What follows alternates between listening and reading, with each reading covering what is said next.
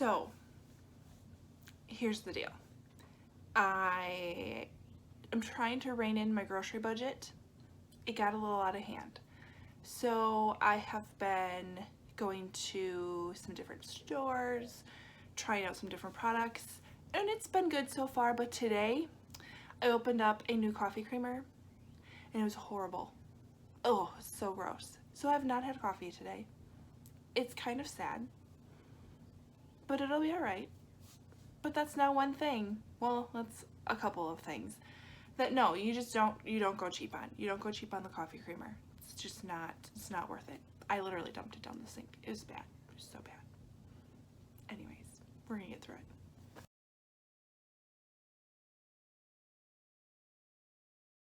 Hey everybody, and welcome to Lindsay's Little Library. So today I am here to respond to one of my subscribers' questions. Rebecca asked in one of my videos, I'm not sure which one. Oh, I think it was my May TBR, because I over-talked being in book clubs on that one. And she said that she was looking for some ideas on how to start a book club, and since I said that I run a book club with one of my friends, she'd kind of requested me to come on here and answer some questions, so I'm totally for that. I actually went and did some research. I searched YouTube to kind of see what other videos were out there, and surprisingly, there's not a whole lot, so I'm thinking this is a good thing. So, how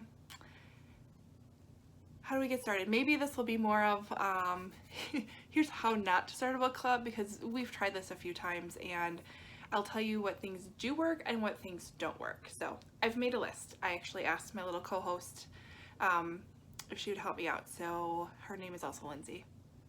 Strange, right? So we chatted about this, and here are some of our tips. Okay, tip number 1, start small. So find your small group of people that you know like to read. Maybe you've already talked to them at work, maybe you've mentioned things in passing or in social scenes. Start with that small group of friends. Try to determine if there's a specific time or date that works for them that you can keep consistent month after month. Set up your first meeting and encourage everyone to bring a friend or two who maybe likes to read, maybe would like to start reading, maybe just likes to chat about books, but you really want to start with a core group of people that you know and can rely on that are going to be there consistently, and then encourage them to add more people to the group and bring more friends along, because one thing we learned is we had that very small core group to start with, and we really only kept that small group, and we didn't really commit to meeting on a regular cadence or specific time frame. It didn't work out the greatest. It ended up kind of falling apart. It didn't stay. So we changed it up by adding those friends. The other way, you want to make sure that you have some means of communication with your entire group. We do a page on Facebook that is specific for our book club. Come up with a fun name for it, make it fun, make that part of your first meeting really is kind of establishing those kind of basic ideas and thoughts. But you need some place that you can talk or spread information with, or even bring in the love of books. And so we encourage any discussion anybody wants to bring there about books. So people will take pictures of when they're in Barnes & Noble and saying, hey, look what I'm buying today, or take pictures of book mail they might get, or funny quotes they might see, or something like that. But it's a really great way to keep that group conversation going throughout the month, even though you may only see each other once a month, every other week, whatever you've figured out is your cadence, or how often you're going to meet. So with that kind of core group of people is where we just decided, in our specific case, I believe we meet the first Thursday of every month between 6 and 6:30. Our group figured out really quick that meeting at one of the group members' houses just doesn't work. We are all mothers. Most of us are moms. Most of us are working moms as well, or working. So it didn't work. We liked the thought of going out and getting something to eat. So we meet at a different restaurant every single month. We learned very quickly we need to focus on restaurants that have private rooms or side rooms, places that we can kind of close out the noise of the rest of the restaurant so that we can all hear each other. So we have kind of our group of restaurants that we go to. We have our favorites that work out well. We're usually open to trying something new. but we definitely found out that meeting out to eat somewhere works way better for our group than others. Now I know other groups, they do rotate between members in the book club and they meet at their houses and have little hors d'oeuvres. Totally cool. It's up to you. It's whatever your club decides they're going to do. Make sure when I talk about your setting, like we meet the first Thursday of every single month, we try our hardest to stick with that cadence, because the more we can establish that routine, the easier it is for our members to remember, oh, first Thursday of the month, nope, I'm busy. Instead of, oh, that might change, let me add to the calendar, I don't know. You get a more dedicated group of individuals coming if you have that regular cadence. Even if your attendance maybe falls down, our attendance definitely declines during the summer, but again, a lot of us are moms. There's a whole lot of sports going on. We still keep it going. We don't want it just to stop and then what? It sends maybe some mixed signals to the group, but we will still keep going. This last meeting, we only had 5 people there, but we had a new person join us. So if we would have last minute canceled it because of low attendance, what does that say to that new person? And so it actually was a really great conversation because we were a smaller group meeting. So keep the cadence going no matter what. There have been a few times where we've had to bump the date by like a day, just because either, I think the one time, did we lose our reservation or something like that? And it was a full group decision. Everybody was aware, but everybody really knows it's the first Thursday of every month. The other big tip I have for you is to only pick one book to read for that month.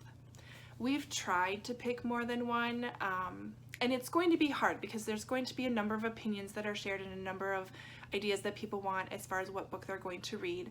We do a voting system, so we ask for recommendations. We write them on a piece of paper, we send it around, and you vote for the 1 or 2 you would be okay with reading. Whichever one gets the most votes is going to win. We've tried reading 2 books in a month. It gets tough, especially if someone can't get to both of them, or if only a few people read one and a few people read the other. It makes discussing the books a little bit harder. We've also had months where you pick whatever book you want to read that maybe fits this topic.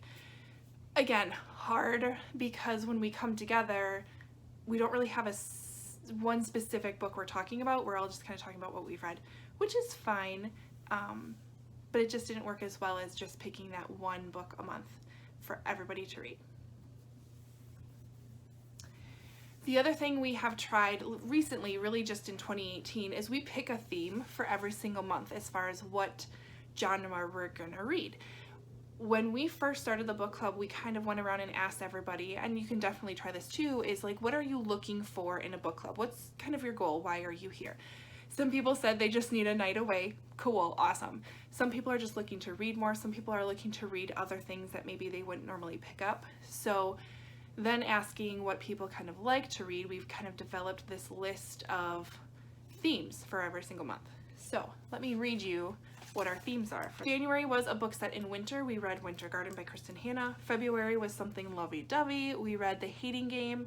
March was a book with a one-word title. That was the month we said just pick a book with a one-word title and read it. It was all right. We tried to kind of come together on Facebook and see if there was any similarities. It didn't work so well, but another great theme, honestly. April is a book being made into a movie, and we are reading Still Alice by Lisa Genova. Oh guys, God, if you haven't read this book, I can't wait to discuss that book with this group of people. Like, there's so much to talk about in that book. May is a book by a Wisconsin author, so you can definitely try to support your local authors. We are reading The Coincidence of Coconut Cake by Amy Reichardt, which is so sweet. Oh, love it. Again, can't wait to talk about that too. There's a lot of Wisconsin references in there that I can't wait to hear what people thought of that. In June, we want to read a memoir. No, June was the Wisconsin author. July, we want to read a memoir. August is to read an award winner. September is a book about books. October is a book with black on the cover. November is a book set in a different continent or country. And December, we always do a blind date with a book gift exchange.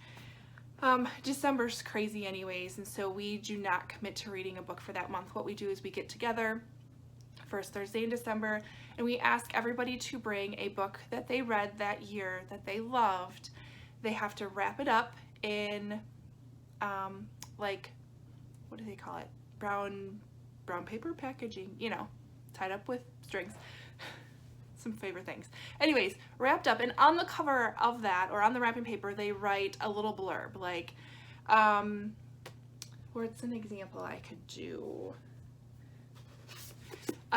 If you're a foodie meets a food critic, you could do something like that. Or it could be something like family drama. If you love Desperate Housewives, you'll love this book. Or if you want to scare the crap out of yourself, read this book. So some sort of little blurb that doesn't give away what the book is, but lets people know kind of at least an idea of what the book could be or what the story could be. So then we go around, we pick numbers. When it's your turn, you go up and pick whatever book you want. It's great. And what happened last year is that, oh my gosh, we had so many good books, and they are continually being passed around within the group still now. In the end of May, they keep going. The book that I got, I don't even know who has anymore, which I'm fine with because it was fantastic and wonderful. Pass it on. So that's a really great idea for December, is to not have a book you're committed to and just have a game with it. Other things we have tried in the past is Peter Likes Books has a library scavenger hunt, and Books and Lala did this as well. So I printed off those rules. We went to the library, we did a scavenger hunt, and you read the book you found. That was really fun.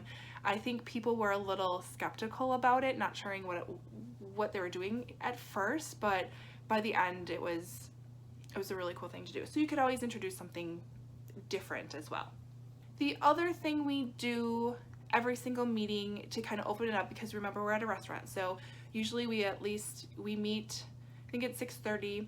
Right at 6:30, usually the waitress is coming around getting drink orders.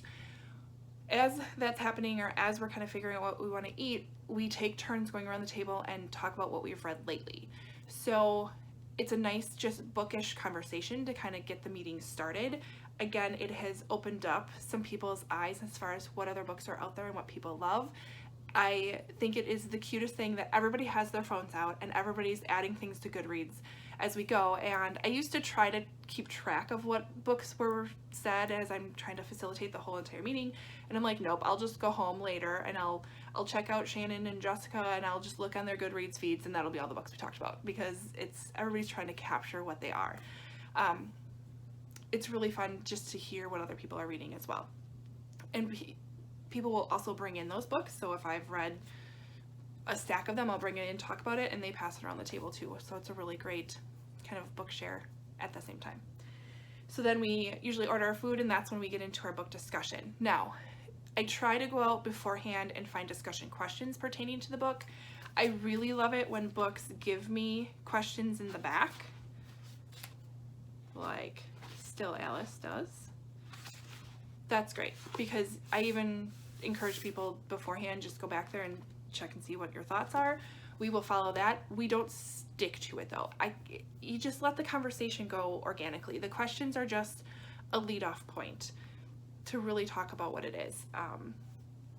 I try to keep it reined in on the book. I'm not gonna lie, again, we're all moms, we're all working moms, we're all wives, we all have these other lives going on. Other conversations are going to happen, but the goal every book club is to at least focus on books for the majority of the time. That is one mistake we've made before, is we would go to book club and we wouldn't always talk about books. So we were definitely more focused this time on why we're there. The last thing I want to talk about, as you're trying to promote your book club to other people, don't be afraid to talk about it. Book clubs are cool. They're fine. They're fun. And when I always tell people, you don't have to be a huge reader. And a lot of people know how much I read, and they're always like, well, I can't read as much as you. No one expects you to. I fully am aware at how freakishly crazy I am when it comes to books. I don't expect anybody else to be that way. If you don't want to read a book and just want to come out and maybe talk about the books, that's fine. The one thing is we have guidelines set within our book club. We will talk about the book at the meeting. So if you did not read Still Alice and you come to the meeting, you're probably going to hear some spoilers. If you don't want to hear the spoilers, you can go to the bar when we're talking, skip it that month, I don't know, but we are going to talk about the book. We're not, just because one member didn't read it doesn't mean we're not going to discuss it. We absolutely are. That's why we're together. I encourage everyone that if they are a part of the book club, that they attend the majority of the meetings, that they do try to read the books more than they don't. I did recently go through our Facebook group and kind of got rid of a few people that just, they never came, they didn't participate online. I don't know why you're in here, so I took them out because I just really want this to be about this group of wonderful women who love to talk about books and just that. So make sure you have your guidelines, and in those guidelines state what your cadence is. We meet once a month, first Thursday of every month, 6:30.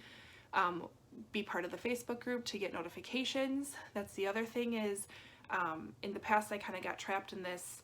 I had to individually make sure everybody knew when the next meeting was, and that's not always the best way either. You have to have it posted somewhere that everybody has access to so that you're not chasing down everyone, and it's up to them to be able to figure out when the next meeting is and to come to it. The other thing is, it doesn't happen in my book club as much. Ours are pretty good about that, but making sure that it's your responsibility to get the books. Now, side note, some libraries do offer book club packages. So they have, I keep picking, this is just next to me. They have 12 copies of, say, Still Alice. At my library, I would go and borrow all 12 copies under my library card. I get an extended time to take them out. So normally you get, what, 28 days? At least in my library, you get 28 days to borrow the book. You would get 45 days to borrow the book. You get all 12 copies, and then I disperse them to whomever, and then they return them either to the library or to me to get them back. It is really nice because you don't have to necessarily buy the books. It's just making sure that you're respectful that this is, you know, it's my library card. So if I don't get this card or this book back, I'm fine. I totally trust my ladies. I know how to hunt them down and find them if they don't give the book back, but you might want to be careful about that option.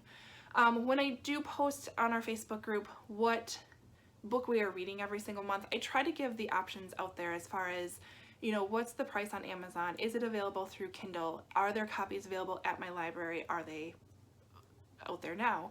Is it on Book Outlet? How much is it?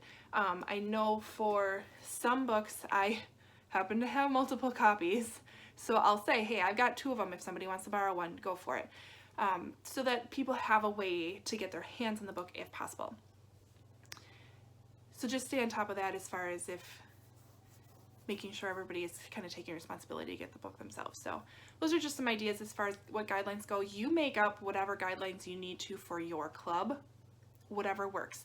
Again, that's a really great thing to go over your first meeting is what are the guidelines? How often are we meeting? You know, does everybody agree to these expectations?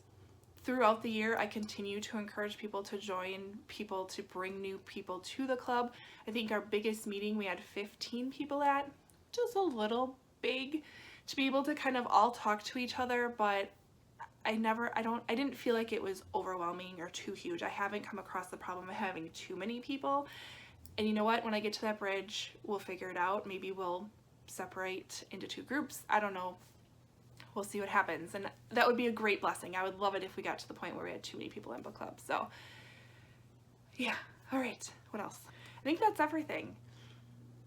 If you still have questions, leave them in the comment below. I will definitely get back to you on it. But if you want more help starting a book club, I would love to give you some more tips and tricks and chat with you some more.